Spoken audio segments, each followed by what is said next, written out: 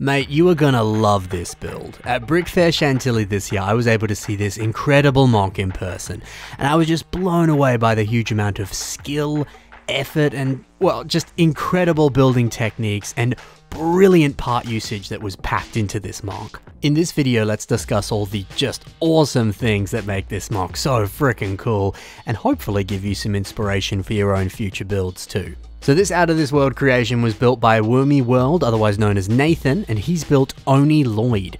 Oni Lloyd is from the Ninjago show, but he's also appeared in this specific set as a minifigure. But it's awesome to see how Nathan has taken this idea and made it his own, and made it just look so much cooler than it already looked, which it already looked pretty cool. Now, as it stated on the MOC card for this build at Brickfair, this creation is, quote, Ninjago crystallized, but 18+. And honestly, I think that's a pretty good way of wording it. I could totally see this being what Ninjago could look like if LEGO did make sets geared towards an 18-year-old audience for Ninjago. And maybe they wanted to make sets that were packed full of complex techniques. In like a similar vein to, say, Gundam or something, but LEGO. Man, that would be awesome, hey. Maybe you could argue that a LEGO set would never be this complex, but we can dream, can't we? I mean, it would be awesome if Ninjago had construction character sets alongside the actual normal sets as well. In a similar vein to like how Chima or Knight's Kingdom had the minifigure sets, but then they also had the larger construction figures of those characters. Be rad if Ninjago could do that. I say this, but some non-LEGO bootleg things of Ninjago have appeared before, and they look pretty horrendous, so maybe if LEGO did do something like this, it wouldn't look as good.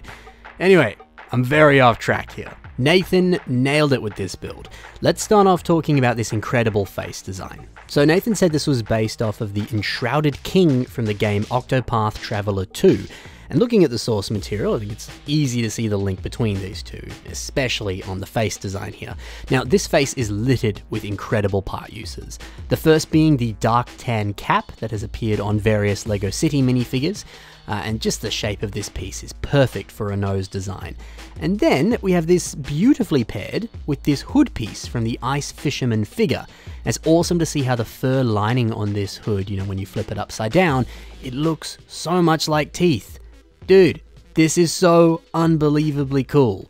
I love it when a builder can just take a pre-existing piece and use it in a totally different way than it was intended, but make it look like it was designed to be used in this way. And if you thought this was good, the way that these fangs have been attached on the sides here, this is through the use of a tan crab piece. The crab's claws are forming the fangs here, or at least they're holding those fang pieces, and then the rest of the crab body helps form the upper layer of teeth. That blows my mind. It is so insane how this is just so neatly placed in there and the rest of the head is built around that crab. It's just so seamless and so well done. You barely even see that there's a crab there. That's another great way of having a nice part use. You put something in there and you can barely tell it's even there. It's just magnificent how you can insert something that just shouldn't really work. I mean, why would there be a crab forming someone's mouth? That's just a weird thought, but here it is. It's doing exactly that, and it works so well. The face also has these boat studs for the cheeks. We've got some droid arms that help fill in the gaps on the face, and then we've got these green hollow studs for the eyes with white bars forming pupils. Just everything about this head design is so well crafted, so well shaped, and just insanely well built. Nathan is without a doubt one of the best LEGO builders of our time. When we transition now into the chest, it's also very well made. I love seeing these rotation joint pieces here forming the abs on the body. Now these pieces appear in dark tan on the wonderful Exoforce set Fire Vulture. On a set like this, they were originally intended to just be like joint articulation, but when they're singled out here and used for an ab design, it looks super cool. The pecs on Oni Lloyd are pieces from an older Black Panther set. They are actually the legs on this rhino in this set here. I like that Nathan has just used the edge of this piece and then covered up the rest of the leg with these macaroni pieces here. That's smart. I think it really changes the game, doesn't it? There's many pieces out there that you might want to use on your MOC, but maybe it's a little too big, or I don't know, half of it's good, the other half isn't. Well, if you can just hide the other half of it and only show the other half, suddenly a lot more options are available for you. So maybe that's something to consider when you're building future stuff. Always good to see a bit of cloth being used too, and the cloth on the waist here is gorgeous. This cloth piece appears on the Star Wars Ultra Build Boba Fett set. It's such a nice color too, this cloth piece, and it just works wonders on this build. Also, the choice to use all of these zipline pieces to form a sort of belt, just adore that. These come on the somewhat recent, but also somewhat old at this point, Creator Pirate Ship set.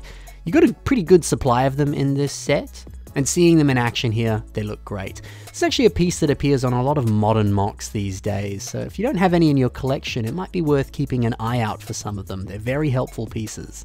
Also, check out the simple but brilliant execution on this arm design. So it's using some of these sand green wedge pieces and then placing 4 of them onto each of the studs of a Travis brick, this brick specifically.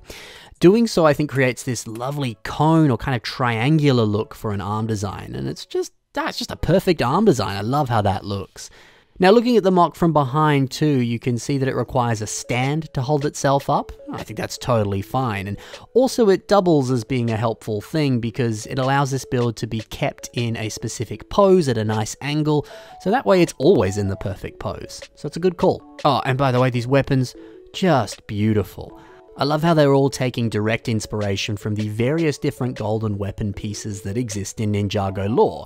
And obviously each of these pieces are pretty similar to actual system pieces that exist and appear in Ninjago sets. Now, it's incredible how Nathan has crafted such intricate and accurate dragon heads onto the hilts of each weapon here. It's instantly recognizable and it just looks really cool.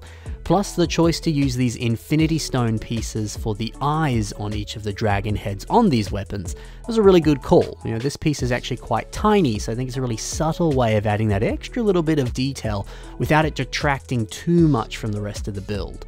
This weapon here has those beautiful repeated ball joints on the hilt. Great way of making this just a little bit more interesting. You know, this could have easily just been blank axles, but you know, repeating these here instead, it just looks so much better.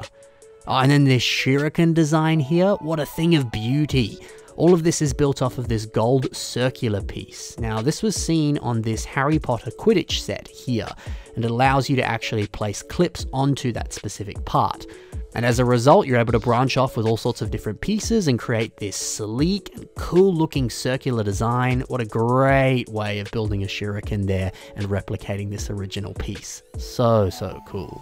Man, it just blows my mind how good every single part of this mock is. I didn't even talk about the hair design, or the really cool foot design, or even the brilliant looking leg design, or any other part of this mock that I didn't touch on. Everything about this is just a work of art. Like I said before, Nathan is one of the best Bionicle builders of today, so if you're not following him on Instagram or Flickr, you're frankly missing out. I'll have links in the description so you can follow him, and while you're at it, go and like some of his posts and maybe even leave a comment on some of them telling him what you think of his incredible builds. He deserves all the love that you can give him. So stellar work here, Nathan. I just adore this build. Hopefully you enjoyed seeing this technique discussion and just a little bit of a deep dive into the build. And maybe you've got a few ideas for some of your own future creations too. Happy building, guys, and bye for now.